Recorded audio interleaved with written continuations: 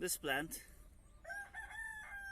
most people will get to know it after they touch it. I'll pick it up.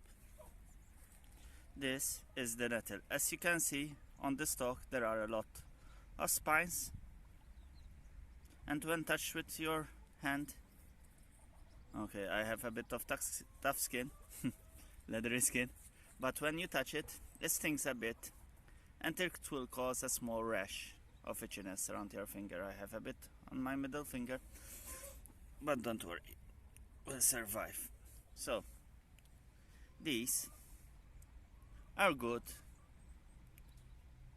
not in the field, because they will invade you, as you can see.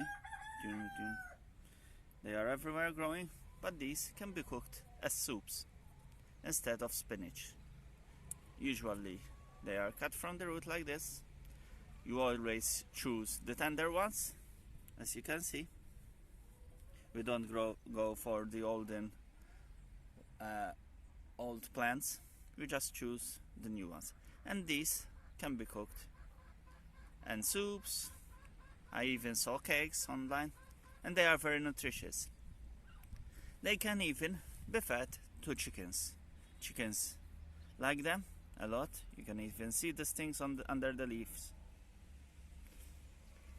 Chicken eats them and devour them.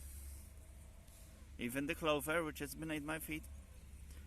And they make a healthy snack. Usually I let them grow a bit longer for chickens, so they have a bit of a larger meal. And you can use them, as already said, as spinach. Here we also have spinach, but this is a great plant. Obviously, if you let it seed, it will take over everywhere. Okay, thank you.